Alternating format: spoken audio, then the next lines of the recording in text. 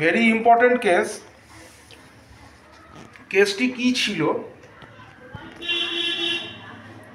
Dandruff, over scalp, eyebrows, itches, dry scale, বারবার সিচ and psoriasis. এখানে এটা লেখা হয়নি, পরে করেছিলাম, সোরিয়াসিস এবং সোরিয়াসিস।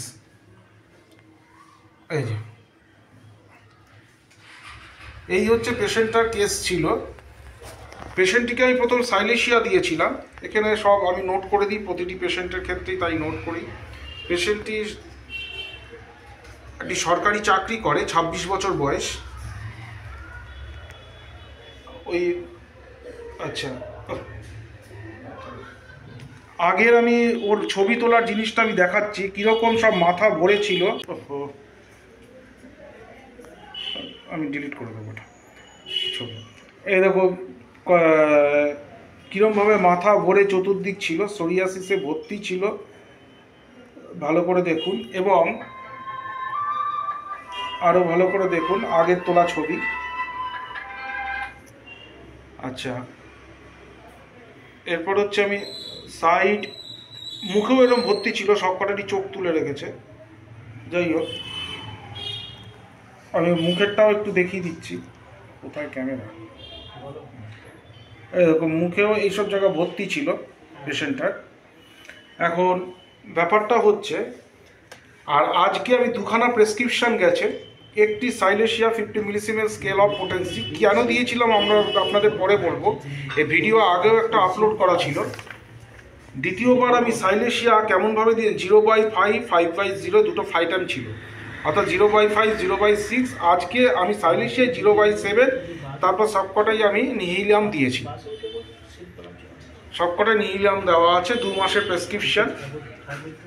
পেশেন্টটার আজকে যে এসছে 2 মাস পরে, দেখুন মাথায় কোনো কিচ্ছু নেই, একদম ফ্রেশ, কোনো কিচ্ছু মাথায় নেই, কোনো জায়গায় হাতে ফাতে কোনো কিছু নেই। একটুখানি আমি জিভের তলাটা যেসব জায়গা ছিল জাস্ট এতটুকু দেখাচ্ছি আমি, কোনো জায়গায় কিচ্ছু নেই। দেখুন এইখানে একটুখানি দেখতে পাচ্ছি, একটুখানি জাস্ট একটু রয়েছে, আর কিছু না। একটু জিভটা দেখি, জিভটা কি ছিল, একদম ড্রাই কোটেড ছিল টাং, ঠিক আছে, মাঝখানে একটু ফার্ড রয়েছে। সুতরাং আর কেন কে সাইলেশিয়া দিয়েছিলাম আমি আগেও বলেছিলাম, খুবই ভদ্র, mild, gentle. Company desire words রয়েছে, পার্সপিরেশন অনেক হয় এবং খারাপ গন্ধ আছে, ক্যাচেস কোল্ড ইজিলি, আর chilly patient, desire for meat, sweet and cold, constipation ছিল। আচ্ছা, আরেকটা তার হিস্ট্রিতে ছিল হচ্ছে convulsion in childhood, chicken pox, dry scale eruptions, আচ্ছা, হেপাটোমেগালি, আর রয়েছে ওইগুলো ছিল। আরেকটা জিনিস ছিল এর, এই যে even little injury turns into suppuration ছিল। তো এই জিনিসগুলো সবকটাই ছিল। আর আজকে এর কিছু ওই সাপুরেশনের কোনো ব্যাপার নেই, কনস্টিপেশন অনেকটা রিকভার করেছে, 2-1 বার পায়খানা রোজই করে।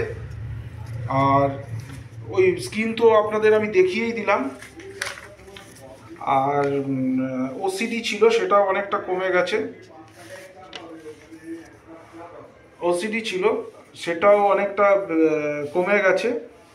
আর অন্য কোনো আর সমস্যা তেমন নেই। ল্যাক অফ স্ট্যামিনা ছিল,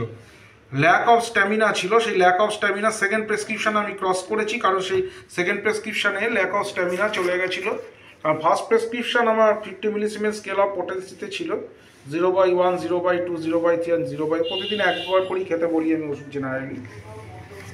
আর পরের প্রেসক্রিপশান যখন আমি করি, মানে ফার্স্ট প্রেসক্রিপশান হওয়ার পরে ল্যাক অফ স্ট্যামিনা চলে গেছে, এখানে ক্রস করে দিয়েছিলাম। আচ্ছা, তারপর হচ্ছে সেকেন্ড প্রেসক্রিপশান এটা করেছিলাম, তাতে আর কোনো সমস্যাই নেই। আজকে তো দেখতে পাচ্ছেন স্কিন টিন সবই ঠিক আছে।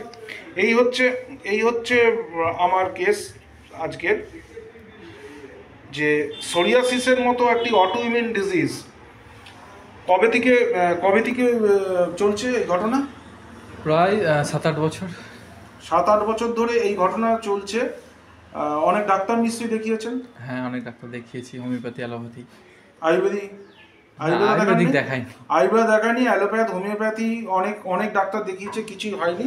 অথচ 2-4 মাসেই পেশেন্টটা ঠিক হলো। আসলে ওষুধ যদি ঠিক হয়, সিঙ্গেল মেডিসিন কনস্টিটিউশনালি যদি আমরা মেডিসিন দিতে পারি, ঠিকঠাক মেডিসিন দিতে পারি, অ্যাপ্লাই করতে পারি, তাহলে হোমিওপ্যাথিতে মিরাকেল হয়, অটোইমিউন ডিজিজও সেরে যায়। যেমন সোরিয়াসিস কেসটি সেরে গেল, পাশে আর নেই, গালের ওখানে একটুখানি গেছে। এই প্রেসক্রিপশনে আমার মনে হচ্ছে এই লাস্ট একটি দিয়েছি, এতেই মনে হচ্ছে এর পুরোটুকু কভার হয়ে যাবে, আর কোনো সমস্যা হবে না। Thank you very much.